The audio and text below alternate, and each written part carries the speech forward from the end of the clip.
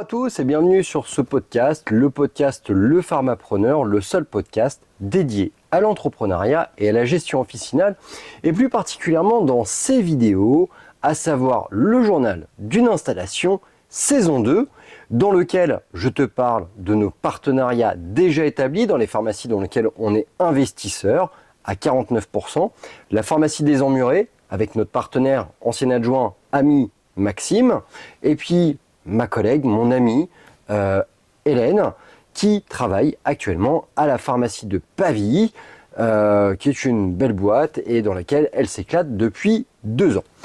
Faisons un petit point donc sur ce qui se passe. Commençons par Hélène, donc à Pavilly. Hélène, comme je te l'ai dit, elle vient de terminer sa 2e année. Ça s'est fait durant début avril.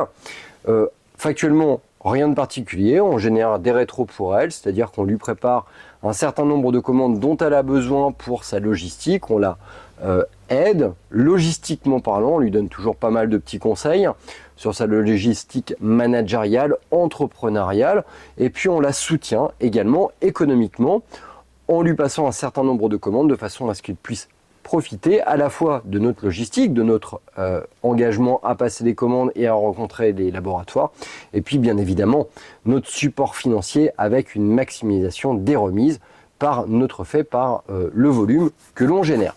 Elle, nous, et puis également Maxime rattaché à tout ça. Hélène, actuellement tout se passe bien, elle est dans la réalisation du bilan. Une date va bientôt tomber avec le cabinet Burette pour réaliser ce 2e bilan de la pharmacie de Pavilly. Je t'en parlerai dans une prochaine vidéo. En ce qui concerne Max, je t'avais expliqué donc qu'on avait réalisé avec lui une visite d'un local. Alors toujours pas de retour par rapport à ce local. Comme je te l'avais dit, c'est un petit peu particulier. Pas mal de travaux, des agencements un petit peu subtils. Un contexte quand même un petit peu particulier au niveau de ce local. Ceci étant, et ça je ne t'en avais peut-être pas parlé, mais Maxime avait déjà été visiter un autre local, juste à côté. Alors moi c'est vrai que j'aime bien cette notion du plan A et du plan B. Factuellement, voilà, Maxime il se retrouve avec 2 types de locaux qui sont relativement proches l'un de l'autre, mais qui ont des différences assez significatives. Un local, je dirais peut-être un petit peu moins bien positionné en termes de visibilité, mais par contre une coquille beaucoup plus saine, des grandes baies vitrées, et puis peu de travaux structuraux à entamer, vraiment une coquille vide, neutre. C'est un local qui a servi longtemps pour un système d'agence d'intérim, et donc du coup ça fonctionnait beaucoup avec des cloisons souples, mobiles, tout ça, ça peut être vite dégagé et remplacé. Un énorme espace, quasiment 400 mètres carrés d'espace commercial réparti sur 2 plateaux, un bâtiment qui au final est relativement neuf dans le contexte, donc plutôt très sain, avec des bonnes normes, voilà, en location et en location stricte, je dirais, mais une location finalement pas si élevée. La contrainte liée à ça, au-delà du positionnement peut-être moins premium que l'autre plan, on va dire, c'est la difficulté à positionner une croix au bon endroit. Mais bon, tout ça, avec des personnes motivées, ça doit pouvoir sûrement se faire. Mais bon, voilà, il n'empêche, ça fait partie des petits points négatifs. L'autre, c'est celui qu'on a visité, un emplacement indéniablement premium, bien meilleur. Un local qui, dans sa surface, est peut-être un petit peu plus faible. Mais finalement, si on recoupe les 3 plateaux, parce qu'il y a un sous-sol, un rez-de-chaussée exploitable en activité et un premier étage, on est sur une surface qui est plus importante. Un loyer qui est un petit peu plus élevé, mais finalement, c'est pas tant ça le problème. C'est que la coquille en elle-même, elle est dans un bâtiment qui est moins neutre, je dirais, moins propre, avec beaucoup plus de travaux. Alors voilà, il y a un potentiel sûrement plus important, mais un positionnement bien meilleur. Par contre, à côté de ça, il y a des travaux. Et donc, c'est ce que j'ai dit à Max, il a un plan A, il a un plan B.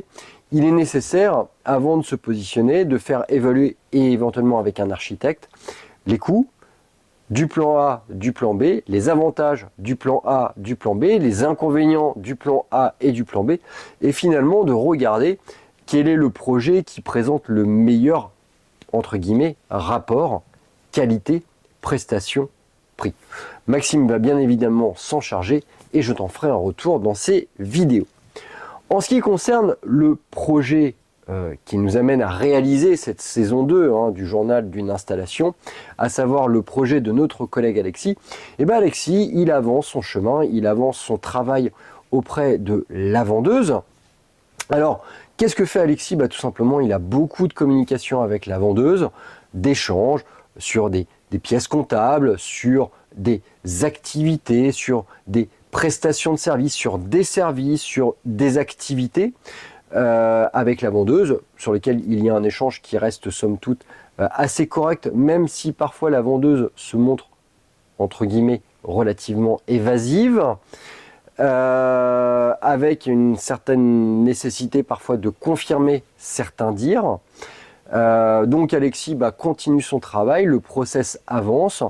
On devrait arriver à une signature de cette OFA qui a été présentée par le cabinet Gaumont dans le courant du mois de mai, j'espère. La vendeuse souhaite prendre le temps pour y réfléchir et nous donner son retour. Donc on va attendre un petit peu et puis on va signer tout ça. Nous, ça nous permet d'affiner. Alors, on a eu des sons de cloche que la vendeuse aurait perdu un contrat avec un établissement type maison de retraite, sauf que ce n'a pas été évoqué par la vendeuse. Elle reste relativement opaque à ce niveau-là. Et donc, c'est ce que j'ai dit à Alexis, il est nécessaire de s'entourer d'un certain nombre de garanties, et que si on ne peut pas les avoir d'une manière factuelle par la vendeuse, il est nécessaire de se positionner auprès de ces structures, et puis de se présenter tout simplement. Alors même si on n'a rien signé, on peut y aller un peu au culot, de toute façon on arrive à une quinzaine de jours de la date d'échéance souhaitée par la vendeuse. A priori, j'ai pas l'impression qu'il y ait beaucoup d'autres personnes qui sont intéressées par sa pharma. Et donc, Alexis va sûrement prendre contact avec cette structure pour se garantir, je dirais, du bon fonctionnement économique, du bon rapport finalement économique entre la pharmacie de la vendeuse et cette structure. Le but, c'est de s'assurer que le chiffre d'affaires qu'on achète soit bien existant finalement, et pas que ça soit un système de leurre. De notre côté, on continue à travailler avec Alexis sur la manière dont on va organiser finalement son installation, le développement de sa boîte, et puis dans un délai, je dirais moyen terme, le rapprochement avec la mairie de la ville pour organiser la coordination des deux structures, pour mettre en place finalement peut-être une antenne plus petite au sein de la ville et monter une autre antenne dans un bâtiment plus important et apporter un maximum de services pour la patientèle de cette ville, ou carrément réunir les deux dans un seul et même bloc. Bref, on est en train d'affiner un petit peu nos stratégies, on est en train de voir les chiffres aussi, on est en train de voir finalement les finances que l'on peut allouer à tout ça, de façon à ce que, à partir du moment où l'offre aura été validée, on puisse dégainer, je dirais, immédiatement sur les premiers rendez-vous bancaires, et puis aussi enchaîner avec des rendez-vous avec la mairie pour nous positionner, et puis présenter le projet, et puis obtenir une certaine forme de coordination entre notre volonté, les besoins de la population de la ville de Pavilly, et puis la volonté également de la mairie de Pavilly. Bref, tout ça, cela donnera lieu à de prochaines vidéos.